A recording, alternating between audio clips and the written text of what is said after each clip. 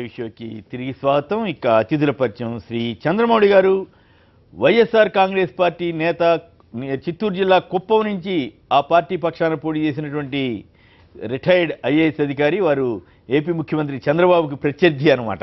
ఇక శ్రీ గౌతమ్ గారు, ఆంధ్రప్రదేశ్ కాంగ్రెస్ పార్టీ ప్రధాన కార్యదర్శి. శ్రీ జోలకంటి రంగారెడ్డి గారు, సిపిఎం నాయకులు, శాసనసభ మాజీ సభ్యులు, 3 సార్లు మిర్యాలగూడ నుంచి ఎన్నికైనటువంటి ప్రముఖులు. శ్రీ రఘునందన్ రావు గారు, తెలంగాణ భారతీయ జనతా పార్టీ అధికార ప్రతినిధి. అలాగే శ్రీ వేణుగోపాలాచారి గారు, టీఆర్ఎస్ నేత, ఢిల్లీలో తెలంగాణ ప్రభుత్వ ప్రత్యేక ప్రతినిధి, కేంద్ర మాజీ మంత్రివర్యులు, అలాగే రాష్ట్ర మాజీ మంత్రివర్యులు. వారు కూడా మనతో చర్చలో పాల్గొంటారు.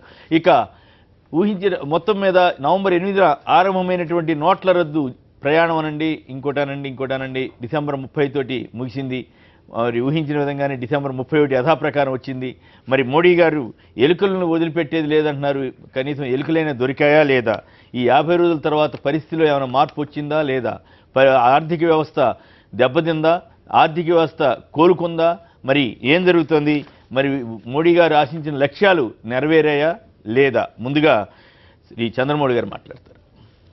50 రోజులు అని అంటే దాటిపోయింది సార్, 52 రోజులు యాక్చువల్గా. దానికి తోడు 52 రాత్రులు కూడా గడిచాయి. పగలు రాత్రులు, ప్రతి రాత్రి కూడా ఒక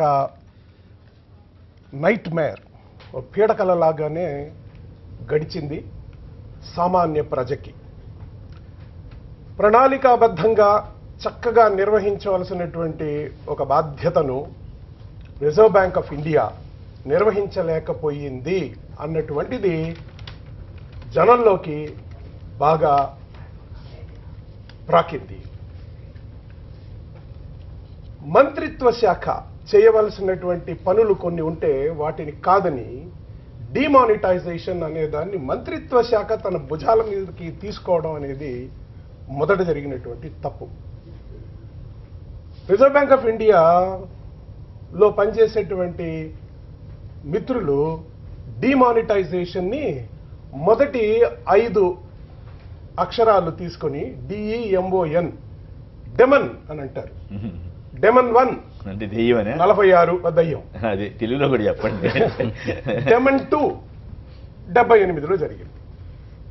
అందులో నుంచి మనం కనీసం కొన్ని పాఠాలని నేర్చుకొని ఉంటే ఈ పరిస్థితి వచ్చేది కాదు అన్నటువంటిది ఈరోజు పరిపాలనలో ఉన్నటువంటి ఒక వర్గం, ఇంక్లూడింగ్ ఐఏఎస్ అనండి, ఇంకోటనండి, మేధావి వర్గం, ఆర్థిక శాస్త్ర నిపుణులు, వారందరూ అనుకున్నది 2 మంచి అనుభవాలు మనకున్నా దాని దృష్ట్యా మనం నేర్చుకోవాల్సిన పాఠాలు నేర్చుకోకుండా పొరపాటు చేశాము అన్నది నిర్వివాదాంశం. అది కాకపోతే 8వ తారీఖు US was counting votes, India was counting notes అని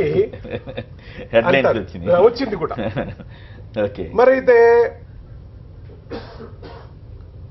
వీటిని ఆ రోజు నుంచి ఈ రోజు వరకు మంచి జరగలేదని నేను అనను, కానీ కొంత జరిగిన నష్టం మాత్రం చాలా పెద్దగా జరిగింది. అందులో జాతీయ స్థూల ఆర్థిక ఉత్పత్తి దెబ్బతినింది. మనం 61 అమెండ్మెంట్లు ఇచ్చిన లక్షల కోట్ల మ్యానవర్స్ అంటే పని దినాలు క్యూలో పోయిందండి. లక్షల కోట్లు. ఓకే, అంటే ఇప్పుడు ఫైనల్గా ఇది ఒక్కటి చెప్పండి, లక్ష్యం ఎంత నెరవేరినట్లా? ఎలుకలను కూడా వదిలిపెట్టనంటున్నారు. ఎలుకలు దొరుకుతున్నాయా లేదా? దొరికినవి ఉన్నాయి. శేఖర్ రెడ్డి లాంటి ఎలుకలు కొన్ని దొరికినా దాన్ని ఓ త్రాసులో పెట్టి సామాన్య ప్రజ ఎంత కష్టాలు ఓర్చారో 52 రోజుల్లో దాన్ని ఓ పక్కన పెడితే ఇది చాలా కిందకి పోతుంది. శ్రమ మిగిలింది. రిజర్వ్ బ్యాంక్ ఆఫ్ ఇండియా డొలతనం అన్ఫార్చునేట్లీ బయటపడింది.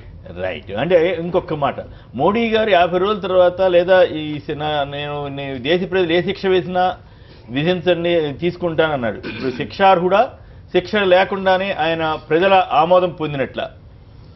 పానాజీలో జరిగిన మీటింగ్లో వారు ఆ మాటలు అన్నప్పుడు నేను కూడా ఎంత ఉత్తేజవంతుడినైనానంటే 50 రోజులు ఇవ్వండి, I will deliver the India of your dreams హిందీలో. అవును. మీ కలల భారతదేశాన్ని నేను మీకు ఇస్తాను అని అన్నారు. ఓకే.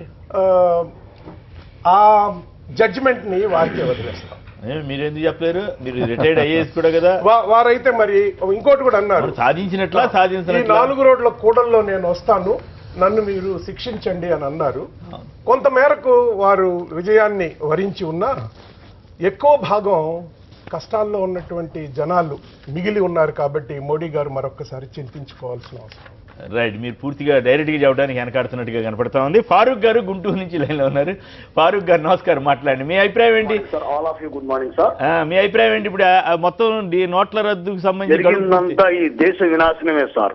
దేశ వినాశనమే ఏకంగా జరిగిందంతా దేశ వినాశనమే.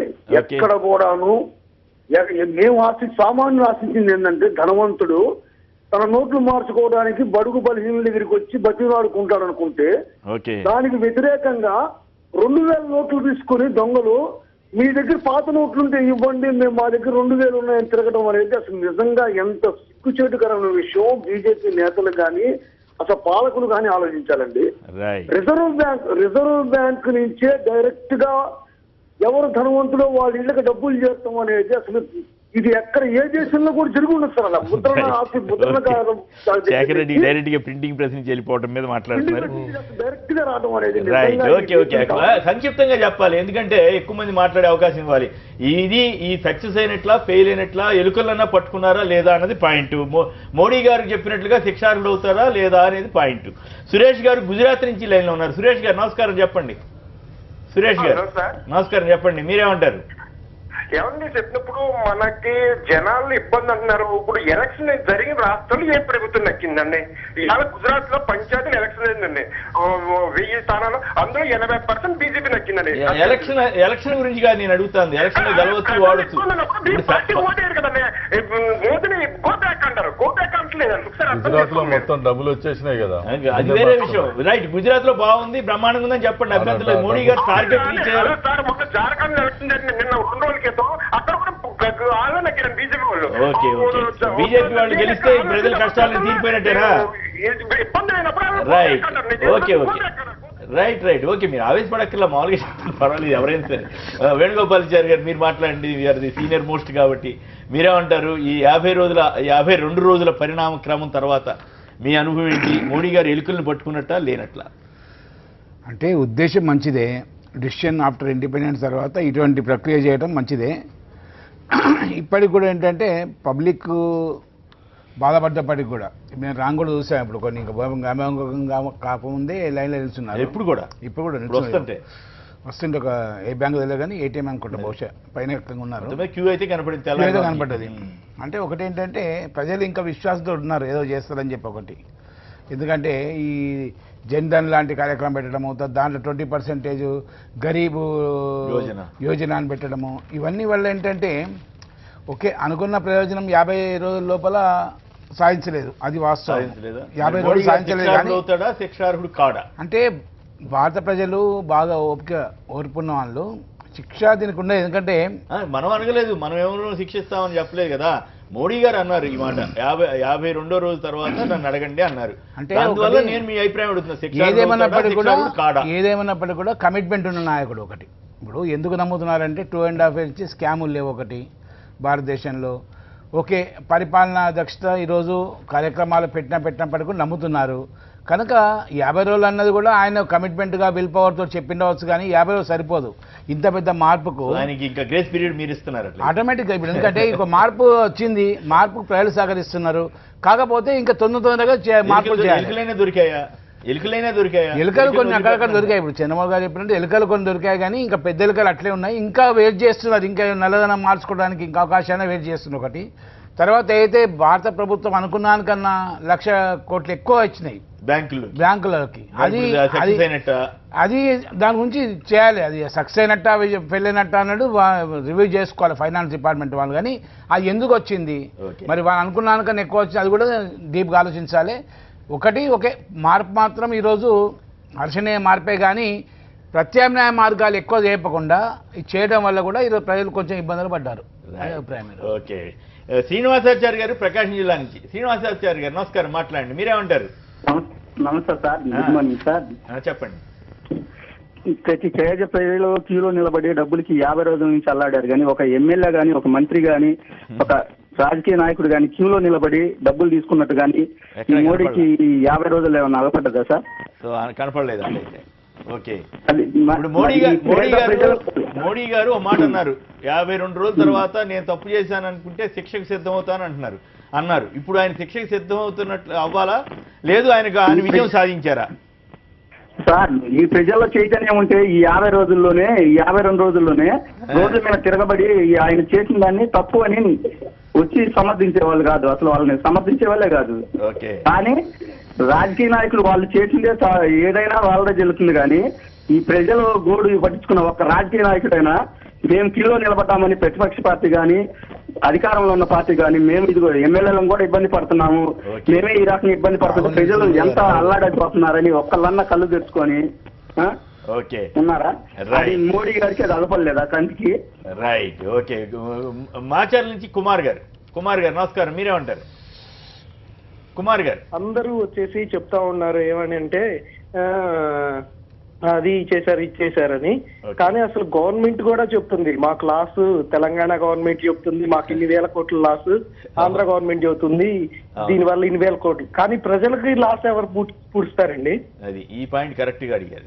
కరెక్ట్. ఇప్పుడు మోడీ గారు ఈ స్కీమ్ మొత్తం ఈ 52 రోజుల స్కీమ్ లో 50 రోజులు వేచి చూడండి అన్నారు, వేచి చూశారు. ఇప్పుడు ఆయన సక్సెస్ అయినట్లా కాదా? సక్సెస్ అయినట్లు ఎట్లా అయిద్దండి? ఇప్పుడు ఆల్రెడీ మనీ మొత్తం వచ్చేస్తే బ్యాంక్స్ అన్ని వచ్చేసినాయి, ఇంకా సక్సెస్ ఎట్లా అండి? రైట్. ఇన్ని రోజులు కష్టం వేస్ట్. బ్యాంక్ ఎంప్లాయీస్ శిక్షార్హుడు అవుతాడా కాదా? శిక్షార్హుడు అంటే మనం అది ప్రజాస్వామ్యం కాబట్టి మనం ఏం చేయలేము. ఎలక్షన్స్ లో ఓకే, బాగా చెప్పారు. ఐ అప్రిషియేట్, మీరు చాలా పద్ధతిగా చక్కగా చెప్పారు, బాగుంది. రైట్. రంగారెడ్డి గారు మీరేమంటారు? మీరు మరొక సీనియర్ నాయకుడు. ఇప్పుడు 50 రోజుల తర్వాత ఏంటో మీరే చూస్తారు అని చెప్పేసి చాలా గంభీరంగా ఆయన ఉపన్యాసం ఇవ్వడం జరిగింది ప్రధానమంత్రి గారు. 52 రోజులు అయిపోతూ ఉంది. ఎలకల్ని పట్టుకోబోతున్నాం అంటున్నారు. ఎలకల్ని కూడా వదలమంటున్నారు. ఇప్పుడు అసలైనటువంటి పందికొక్కుల్ని వదిలేసి ఆ పందికొక్కులని పట్టుకోకుండా చిన్న చిన్న సుందెలకలను పట్టుకుంటే ఉపయోగం లేదు. ఇవాళ ఆర్బీఐ వాళ్ళు చెప్పిన ప్రకారంగానే 4,75,000 కోట్ల రూపాయలు బడాబాబులు, కార్పొరేట్ శక్తులు బ్యాంకుల్లో అప్పులు తీసుకొని ఈ 2 సంవత్సరాల కాలంలోనే బ్యాంకులకు చెల్లించకుండా ఎగ్గొట్టి వాళ్ళు తిరుగుతూ ఉంటే వాళ్ళ మీద ఏం చర్యలు తీసుకుంటా ఉన్నారు? తర్వాత అలాంటి వాళ్ళని కేంద్రంలో మంత్రులుగా కూర్చోబెట్టుకొని వాళ్ళతో ప్రభుత్వాన్ని వెళ్ళటం అనేది జరుగుతుంది. రెండోది ఏంటంటే ఈ 52 రోజుల్లో మీరు బ్లాక్ మనీ అనేది ఎంత రాబట్టారు, ఎవరెవరి దగ్గర నుంచి రాబట్టారు, అదేమన్నా లెక్కలు చెప్పగలుగుతారా? ప్రజలందరూ కూడా భయపడిపోయి పాత నోట్లన్నీ రద్దయిపోతున్నాయని చెప్పేసి వాళ్ళంతా క్యూ లైన్లో నిలబడి డిపాజిట్ చేసుకున్నారు. అంతే కదా, చేయకపోతే వేస్ట్ అయిపోద్ది కదా. కానీ ఎవరైతే బ్లాక్ మనీ దాచిపెట్టుకున్నారో, అక్రమంగా సంపాదించుకున్నారో వాళ్ళెవరు కూడా బ్యాంకులో డిపాజిట్ చేసిన వాళ్ళు లేరు, బయటికి తీసుకొచ్చిన వాళ్ళు లేరు. వాళ్ళ దగ్గర డబ్బు లేకుండా ఆ డబ్బును మొత్తం కూడా ఎక్కడికక్కడ ఆస్తులుగా మార్చేసుకున్నారు. అదే ఆ విషయం కూడా తెలుసు. తర్వాత ప్రధానమంత్రి గారు ఏంటంటే బయటి దేశాల్లో ఉన్న 75 లక్షల కోట్ల రూపాయల బ్లాక్ మనీని నేను 100 రోజుల్లో తీసుకొస్తానని చెప్పి 100 రూపాయలు కూడా తీసుకురాలేదు. కాబట్టి ప్రజల్లో పెద్ద అసంతృప్తి, వ్యతిరేకత వస్తుంది. దాన్ని పక్కదారి పట్టించడానికి ఇటువంటి ప్రయత్నాలు తప్ప ఇంకోటి కాదనేది అర్థమవుతుంది, ప్రజలు కూడా అర్థం చేసుకుంటున్నారు. రెండోది ఏంటంటే ఈ 52 రోజుల్లో వాస్తవంగా ఇంతకుముందు పెద్దలు చెప్పినట్టుగా ప్రతిరోజు 50,000 కోట్ల రూపాయలు దేశం నష్టపోయింది. 50,000 కోట్లు, 50,000 ఖచ్చితంగా ఉంటుంది. సమాజం నష్టపోయింది. దీనికి ఎవరు బాధ్యులు? ప్రధానమంత్రి శిక్షకు అర్హుడు అంటే ఖచ్చితంగా ప్రధానమంత్రి గారు ముందు క్షమాపణ చెప్పాలి దేశ ప్రజలకు. నేను ఈ నిర్ణయం తీసుకున్నాను, ఈ నిర్ణయం వల్ల అందరినీ ఇబ్బంది పెట్టాను, ఒక 100 మంది ప్రాణాలు పోగొట్టాను, నేను ఆశించింది తీసుకురాలేకపోయాను, క్షమించండి ప్రజలారా, నేను తప్పు చేశాను, తొందరపాటు నిర్ణయం తీసుకున్నానని చెప్పి ఆయనకు నిజంగా చిత్తశుద్ధి ఉంటే ఆయనకు ఆయనే శిక్ష వేసుకోవాలి. ఆయనకు ఆయనే ముందుకు గట్టిగానే మాట్లాడుతున్నారు. ఏం మాట్లాడుతూ ఉన్నారు? ఇంకా నేను ఏదో సినిమా చూపిస్తా అంటుండే. ఏం సినిమా చూపిస్తావు? ప్రజలు చనిపోయే సినిమా, కష్టాలు పడే సినిమా, ఇబ్బంది పడే సినిమా తప్ప. అందుకనే ఇప్పటికైనా ఆయనకు చిత్తశుద్ధి ఉంటే ఆయన తొందరపాటు నిర్ణయం ఎవరికి తన క్యాబినెట్తో సంప్రదించకుండా, ఆర్థిక నిపుణులతో సంప్రదించకుండా ఆయన తొందరపాటుగా ఏకపక్షంగా నిర్ణయం తీసుకొని ఇవాళ సాధించింది ఏమీ లేదు కాబట్టి, అనేక విధాలుగా నష్టం జరిగింది కాబట్టి, తర్వాత ఇప్పుడు విత్డ్రా చేసేటువంటి ఆంక్షలు కూడా ఎత్తివేయాలి తక్షణమే. ఆయనకి ఏమాత్రం చిత్తశుద్ధి ఉన్నా వెంటనే ప్రజలకు క్షమాపణ చెప్పాలి. తర్వాత ఈ విత్డ్రా చేసేటువంటి ఆంక్షలు ఎత్తివేయాలి, ప్రజల్ని ఇబ్బంది పెట్టొద్దు. ఇప్పుడు చూడండి కొమ్మినేటి గారు, ఎక్కడ వ్యవసాయాలు అక్కడ ఆగిపోయినాయి. మేము చూస్తున్నాం రోజు గ్రామాల్లో వ్యవసాయం పెరిగిందని చెబుతున్నారు. ఎక్కడ పెరిగింది? అసలు వ్యవసాయ పెట్టుబడులకు డబ్బులు లేక వాళ్ళు డబ్బులు ఇస్తేనే మేము ఆ రకంగా ఎరువులు ఇస్తాం కానీ ఇంకోటి ఇస్తాం కానీ చెప్తా ఉన్నారు. తర్వాత ఏంటంటే ఇప్పుడు డిజిటల్ సిస్టమ్ అన్నారు, ఈ ముద్ర సంతకాలు అంటాం. దీని ద్వారా ఇంకా ఎంత మోసం జరుగుద్దంటే చెప్పడానికి వీల్లేదు. అసలు పేద ప్రజలకు చాలా మందికి 160% మంది బ్యాంకులు అంటే ఏందో, ఏటీఎంలు అంటే ఏందో, డిజిటల్ ఏందో, కార్డు ఏందో తెలియదు. అలాంటి వాళ్లకు ఈ పరీక్షలన్నీ పెట్టి డిజిటల్ నాకు ఇంతవరకు నాకు కూడా తెలియదు. వాస్తవంగా చెప్తున్నాను, నేను ఇంతవరకు నాకు కూడా తెలియదు. నాకు అసలు కార్డే లేదు ఇప్పటివరకు కార్డే లేదు నాకు. ఎంతసేపు ఏదైనా పెన్షన్ డబ్బులు ఉన్నప్పుడు బ్యాంకు పోతాం, అన్నీ విత్డ్రా చేసుకుంటా పోతాం, అంతే తప్ప. కాబట్టి ఎంతమందికి తెలుసని. కాబట్టి ఏంటంటే మోడీ గారు తీసుకున్నటువంటి నిర్ణయం వల్ల దేశము నష్టపోయింది, ఆర్థికంగా తర్వాత ప్రజలు పెద్ద ఎత్తున నష్టపోయారు. నేను ఇంతకుముందు చెప్పినట్టుగా నేను చెప్పడం కాదు, ఆర్థిక నిపుణులే చెప్తున్నారు. రోజుకి 50,000 కోట్ల రూపాయలు చొప్పున ఒక 25 లక్షల కోట్ల రూపాయల నష్టం జరిగింది. దీనికి దేశ ప్రజలకు అందుకని దేశ ప్రజలకు క్షమాపణ చెప్పి ఆయనే శిక్ష అనేది విధించుకోవాలి, లేకపోతే ప్రజలే శిక్ష విధిస్తారు. రైట్. ఆదో నుంచి రామకృష్ణారెడ్డి గారు లైన్లో ఉన్నారు. రామకృష్ణారెడ్డి గారు నమస్కారం, మాట్లాడండి. రైట్. గౌతమ్ గారు, మీ వ్యాఖ్య ఏమిటి? మీరు ఎట్లా విశ్లేషిస్తారు? ఒకటి, మోడీ గారి మాటకి నిజమైన విలువ ఉంటుందని ప్రజలు నమ్మేటట్టుగా మాత్రం ప్రచారం అద్భుతంగా చేశారు.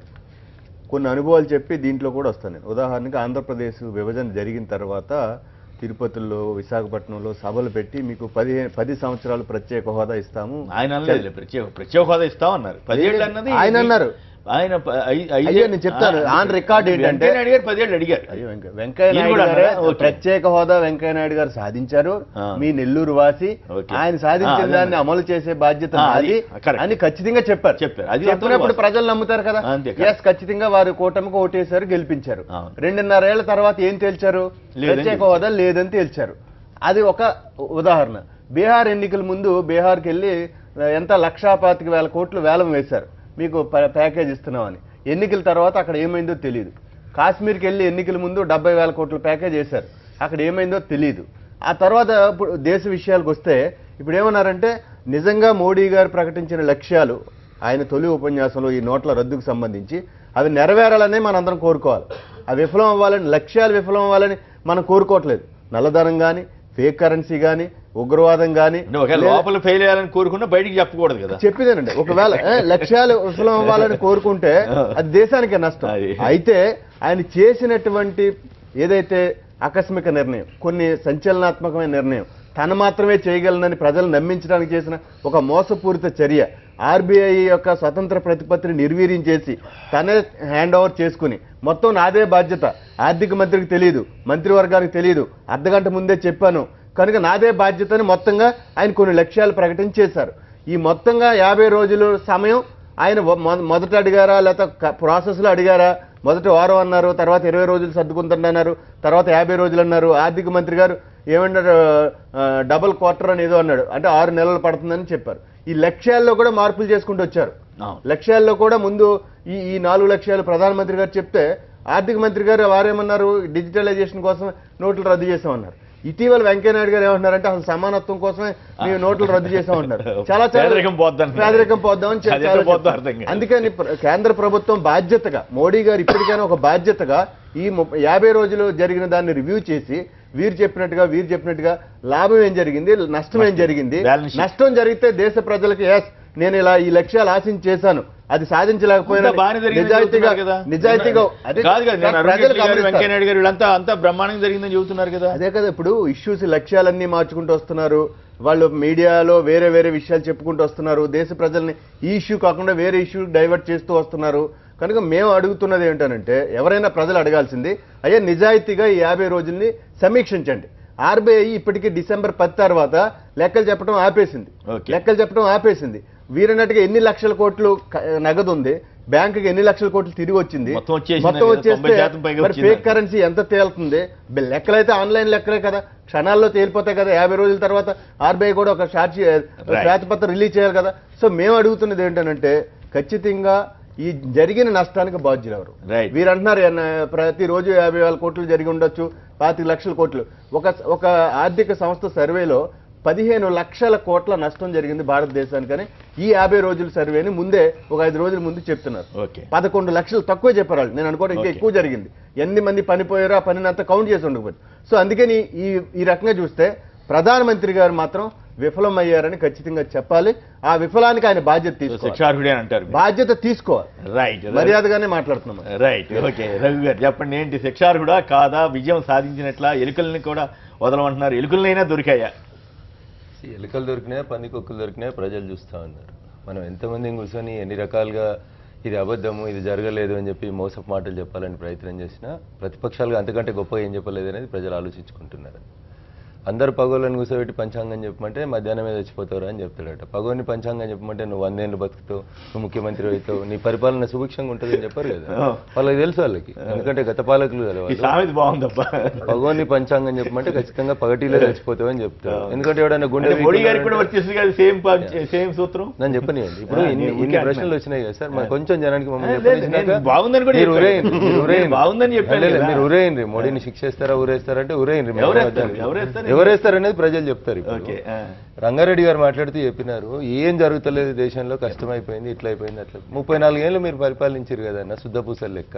ఏమైందన్న వెస్ట్ బెంగాల్లో? ఎంతమందికి చదువు చెప్పారు? ఎంతమంది ఆర్థిక స్థితిగతులు మారిపోయినాయి? ఎన్ని స్కూళ్ళు ఉన్నాయి? ఎన్ని స్కూళ్ళల్లో టాయిలెట్లు ఉన్నాయి? ఇదిగా ఒకడు ముఖ్యమంత్రిగా ఉండి 34 ఏళ్ళు అప్రతిహతంగా కొనసాగించారు కదా. చైనాలు రష్యాలే మీకు ఆదర్శం కదా. ఎందుకు ఇప్పటికీ 170 మంది కలకత్తాలో ప్లాట్ఫామ్ మీద ఉంటారన్న మెట్రో సిటీలలో? మీరు మాకు శుద్ధులు చెప్తారన్న? 34 ఏళ్ళు ఈ దేశాన్ని పరిపాలించి, 34 ఏళ్ళు ఈ దేశంలోని ఒక రాష్ట్రాన్ని అప్రతిహతంగా పరిపాలించి ఆడ ఏమి సాధించలేకపోయినా మీరు వచ్చి ఇలా 50 రోజులలోనే అంతా జరిగిపోవాలి, మోడీని ఉరిదీయాలంటే ఈ ప్రజలు ఏమనుకుంటున్నారో తెలుసు. మిమ్మల్ని ఉరిదీస్తున్నారు ప్రజలు. సరే, వారు ఉరిదీయాలని రంగారెడ్డి గారు వినాలి దయచేసి. మీరు చాలా సీనియర్లు, మీరు చెప్పినంతసేపు మేము విన్నాం.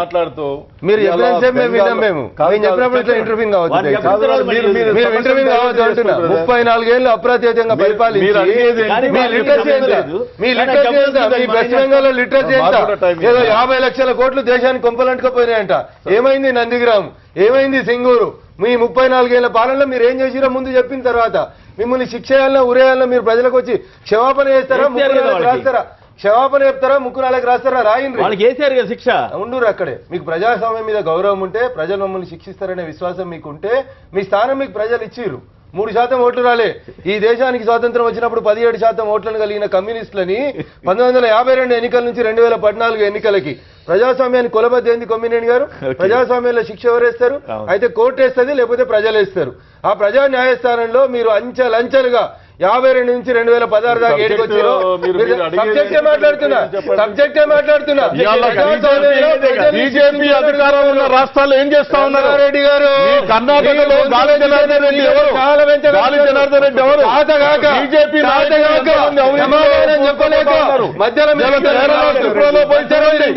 మీకు కన్నుంటే నిరుద్యోగ సమస్య పరిష్కారం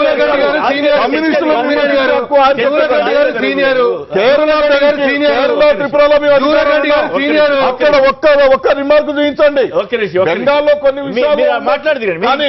మీరు అడిగే విషయం కమ్యూనిస్టుల మీద ఆయన ఆరోపణలు త్రిపుర రాష్ట్రాలు చూడండి. చాలా కన్నుంటే పోయి చూడండి. విషయంలో అడుగుతున్నా సీనియర్ నాయకుడిగా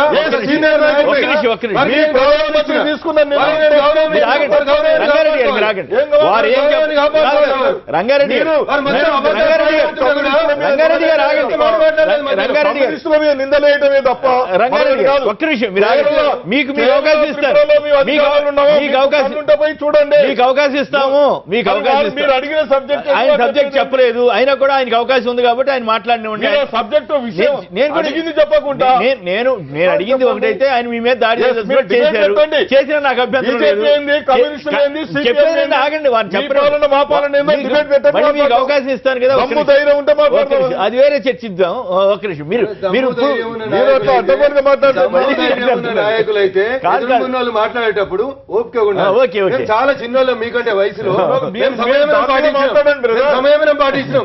మీకు ఎందుకు లేదు సంయమనం అంటే మీరు చేసిన తప్పులు ఎవరైనా ప్రపంచానికి చెప్తే మీకు వినే ఓపిక లేదు. ఇవాళ ప్రపంచంలో చర్చ ప్రారంభిస్తాను. ప్రతి ప్రశ్న ఇష్యూ నేను రాసి పెట్టుకున్నాను. మీరు ఇష్యూ- నేను రాసి పెట్టాను వారు మాట్లాడిన ప్రతి అక్షరం. రైట్. ఇప్పుడు మోడీ శిక్షార్హుడా కాదా మోడీ గారు శిక్షార్హుడా కాదా అన్నది చర్చ అయితే మీరు వెస్ట్ బెంగాల్కి వెళ్తే ఏం చెప్తారు?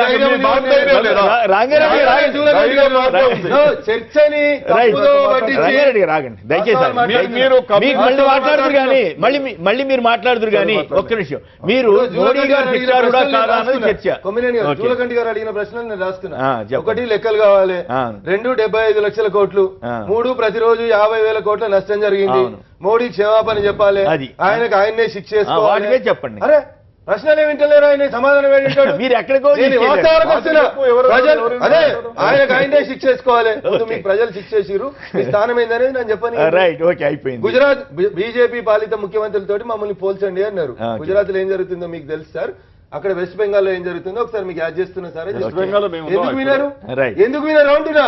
నేను అడుగుతున్నా స్ట్రైట్ గా 54 రోజుల గురించి ప్రశ్నిస్తున్న మిమ్మల్ని 34 సంవత్సరాల మీ అప్రతిహత జైత్ర యాత్రలో వెస్ట్ బెంగాల్ లిటరసీ రేట్ ఎంత అని అడుగుతున్నా. వెస్ట్ బెంగాల్ కాదు కదా, నన్ను ప్రశ్నిస్తున్నటువంటి వ్యక్తికి గురువింద కిందకు నలుపు ఎందుకు తెలియదు అంటున్నా. ఆయన మాట ఒక్కరు కూడా జనానికి వాళ్ళు నేను సభ్యత ఉన్నవారు ఉంటుమని అడుగుతున్నా. శిక్షించుకుంటున్నప్పుడు నన్ను నేను శిక్షించుకున్నాను అడుగుతున్నప్పుడు మీరు ఉండాలి కొంచెం. ఎందుకు జనానికి నేను సమాధానం చెప్తున్నా. రఘు గారు మీరు బాగా వాదించగలరు, నేను ఒక నిమిషం, మీరు బాగా వాదించగలరు, నేను కాదన్ను. ఇష్యూ మోడీ గారి శిక్షార్హుడు అవుతాడా లేదా, ఆయన విజయం సాధించాడా లేదా, ఈ ఇష్యూ అయితే మీరు వెస్ట్ బెంగాల్లో అంతుంది ఇంతుందంటే ఏం చెప్పాలా? అది కాదు కదా చర్చ. ఒకసారి అంటే ఓకే, దాని మీద కంటిన్యూస్ గా చేస్తే అది చర్చను మీరు కావాలని డైవర్ట్ చేసినట్లు అవుతుంది. మమ్మల్ని మేము శిక్ష చేసుకోవాలని మాకు సిద్ధులు చెప్పిన పెద్ద మనుషులకి 3.5 దశాబ్దాలుగా మీకు ప్రజలు వేసిన శిక్ష ఇదని గుర్తు చేస్తున్నా. డిస్కార్డ్ చేస్తాను.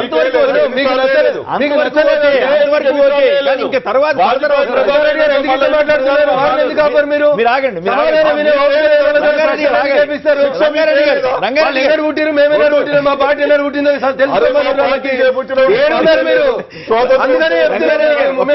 చెప్తున్నాం.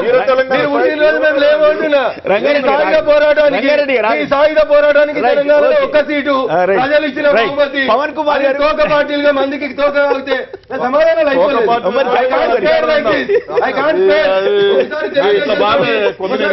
మీరు ఆగండి. మరి ఆయన చెప్పదలుచుకుని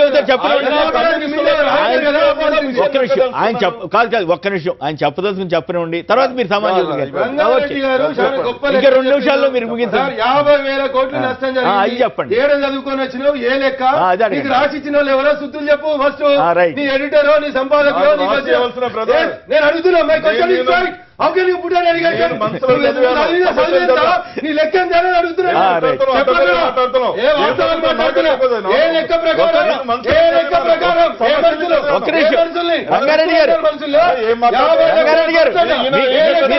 మీకు అవకాశం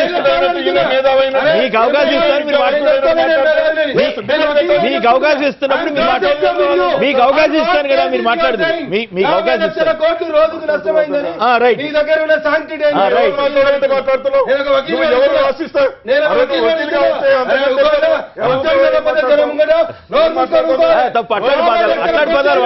అట్లాంటి పదాలు వాడకూడదు. అట్లాంటి పదాలు వాడద్దు.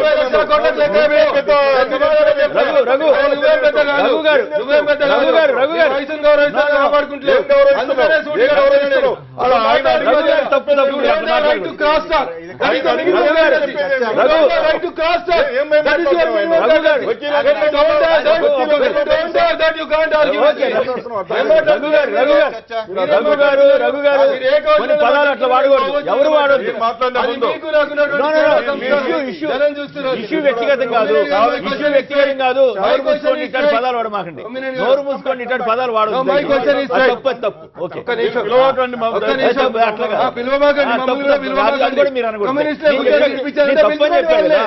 సమాధానం చెప్పాలని పిలవబాకండి. 50 లక్షల కోట్ల అనే దానికి సమాధానం చెప్పండి. మీరు అడిగి ఊరుకోండి అంతేగాని పదాలు రావద్దు. మరి వారు మాట్లాడుతున్నారు రాలేదు. మీరు కంప్లీట్ కొమ్మినేని గారు నేను వారు ఈ నలుగురు మీరు కంప్లీట్ చేయండి. కొమ్మినేని గారు దయచేసి నేను కూడా అందరు కలిసి శిక్షించమన్నారు. అందరు కలిసి ఒక 10 ప్రశ్నలు అడిగారు. ఆ 10 ప్రశ్నలకు నేను సమాధానం చెప్పేదాకా దయించి ఆ గౌరవ పెద్దల్ని కొద్దిసేపు మాట్లాడనివ్వలేదు. డైరెక్ట్ గా అడుగుతున్నాను. నేను 34 ఏళ్లలో మీకు ఇది జరిగింది కాబట్టి అక్కడ మీరేం శిక్ష చేసుకుంటారని ఒకటి అడిగిన. రెండోది 50 లక్షల కోట్లు అని చెప్తున్నారు. ఏ గణాంకాల ప్రకారం చెప్తున్నారు సార్? ఏది సాంక్టిటీ? ఇప్పుడు మోడీ గారు విజయం సాధించారా లేదా చెప్పండి సార్. విజయం సాధించారా లేదా అనేది పరీక్ష పేపర్ ఇప్పుడు అయిపోయింది, దిద్దాలి కదా, ఎవాల్యుయేషన్ కావాలి కదా సార్. ఎవాల్యుయేషన్ కాకముందు సార్ 5 గంటలకి పరీక్ష పేపర్ అయిపోతుంది అంటే 3:45కు 4:45కి అడిగి మీరు ఫెయిల్ అయినరా పాస్ అయినరా, నేను ఉరి తీయాలన్నా, నీకు డిస్టింక్షన్ ఇవ్వాలంటే ఎట్లుంటది?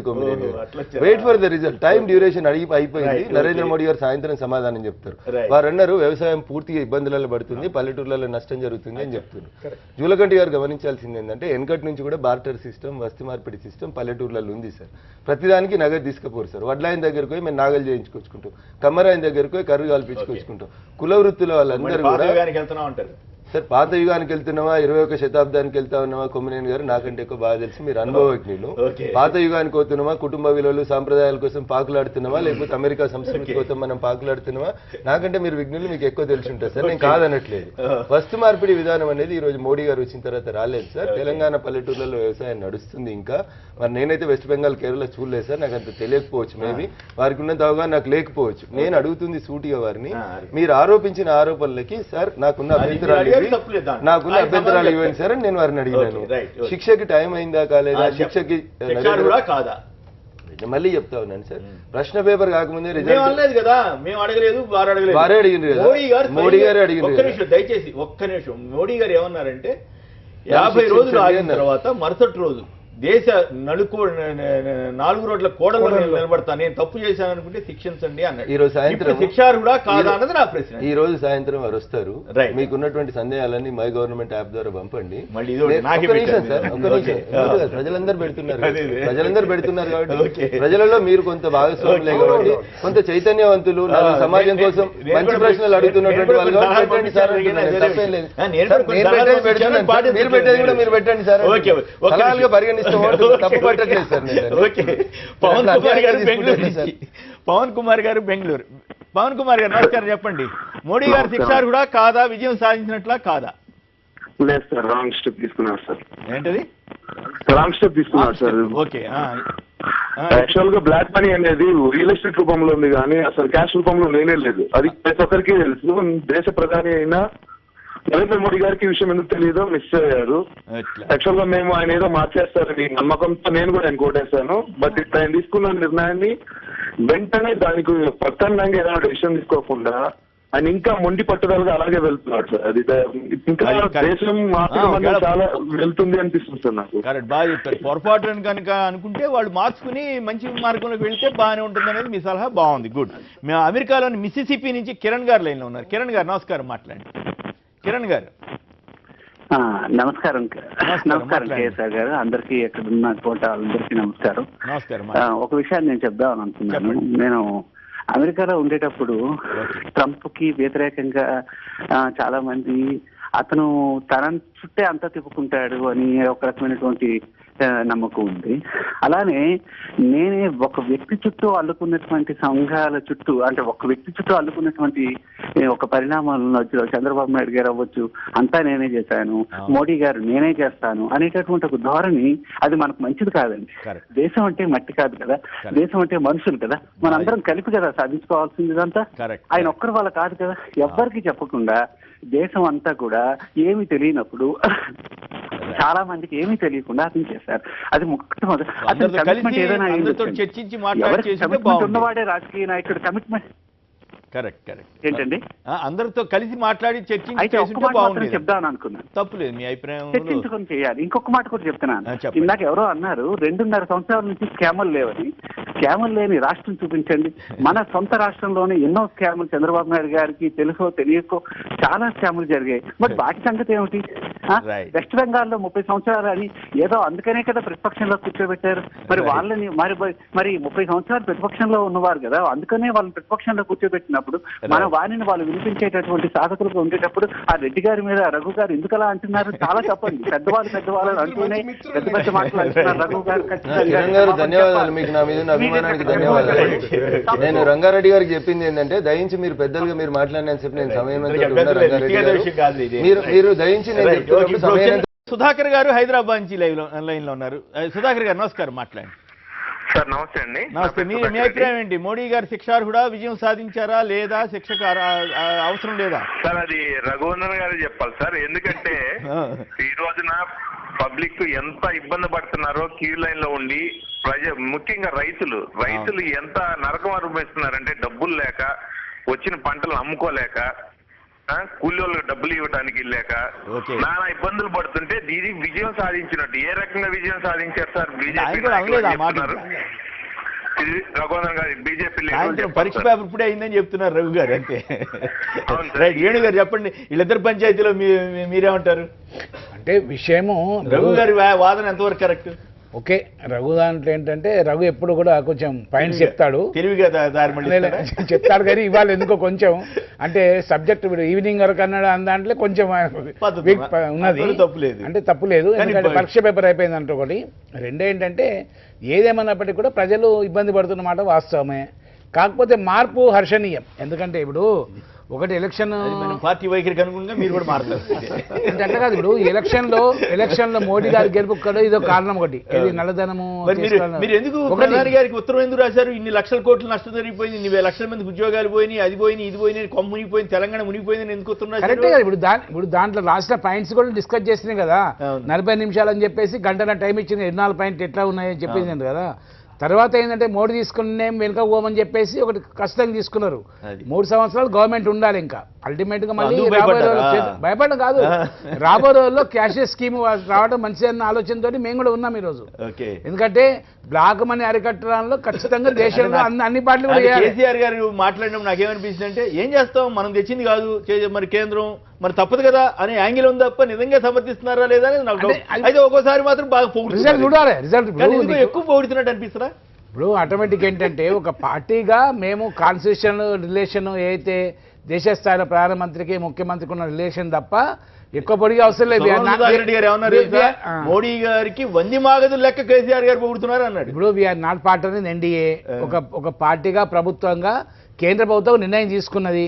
నిర్ణయంలో మేము కొన్ని లొసుగులు చెప్పినాము, అది మార్చుతా అని చెప్పారు మోడీ గారు.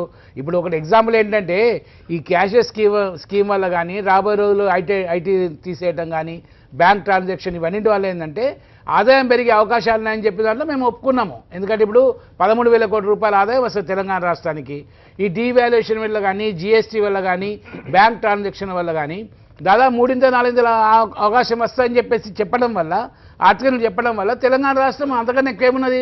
ఒక రాష్ట్రంగా ఫెడరల్ స్ట్రక్చర్ ప్రకారంగా దేశ ప్రధానికి రాష్ట్ర ముఖ్యమంత్రికి ఉన్న సంబంధాల వల్లనే మేము ఈరోజు మద్దతు ఇస్తున్నాం తప్ప మేము ఈరోజు ఇన్వాల్వ్మెంట్ కాదు. ఎన్డీఏ ప్రధానమంత్రికి ఎన్డీఏ భాగస్వామ్యం కాదు. నేను గతంలో ఒకసారి ఈ వేదిక నుంచే చెప్పాను, పులి మీద సవారీ. ఆలోచనలు మంచివి, చేయాలన్నటువంటి తపన అతి అద్భుతంగానే బయటికి వచ్చింది, కానీ అమలుపరిచే విధానంలో చాలా పొరపాట్లు ఉన్నాయని అందరూ మనం ఒప్పుకున్నదే. కాకపోతే కనీసం అనుకున్న కొన్నైనా సాధించగలిగామనంటే నల్లధనం ఎక్కువగా వెనక్కి వస్తుంది అనుకున్నది రాలేదు అని తేలిపోయింది. 30వ తారీఖు కనీసం క్యాష్ షార్టేజ్ ఈజ్ అవుతుంది అని అనుకున్నాం, అంటే సులభతరం అవుతుంది అనుకున్నాం. చాలా మటుకు అయ్యింది. ఓ మిత్రుడు ఈ వేదిక నుంచి అన్నారు, ఉత్తరప్రదేశ్లో క్యూలు లేవు అని అన్నారు. ఈజ్ అయ్యింది, కాకపోతే అనుకున్నంతగా పూర్తిగా కాలేదు, క్యూలో ఉన్నారునని వేణుగోపాల్ గారు చెప్పారు. ఇక నష్టం ఎంతైతే ఇన్ఫ్లిక్ట్ కాబడిందో జనం మీద, దాని పరిహారం ఎవరిస్తారని ఓ మిత్రుడు అడిగారు టెలిఫోన్ మీద. దీనికి జవాబు దొరకదు. కాకపోతే ఇందులో నుంచి చక్కగా తీసుకురాగలిగిన 4,313 కోట్లు ఐటీ రైట్స్ ద్వారా వచ్చింది మాత్రం వాస్తవంగా ఇది నల్లధనం. కొందరిని ఎవరినైతే పట్టుకున్నామో బంగారం మీద, బంగారు షాపుల మీద జరుగుతున్నటువంటి రైడ్స్ ఏవైతే ఉన్నాయో వీటి ద్వారా జనంలో అయ్యా మీరు నమ్మి మాకు మంచి నమ్మకం మా మీద పెట్టగలిగితే, విలువల్ని కాస్త ఆ సమాజంలో పెంచుకోగలిగితే ఈ దేశ భవిష్యత్తు చాలా చక్కగా ఉంటుంది అన్నటువంటి సందేశాన్ని మాత్రం 50 రోజులు ఇవ్వగలిగింది. ఆఖరి పాయింట్, ఇది చాలా గొప్ప దేశం, చాలా గొప్ప ప్రజ.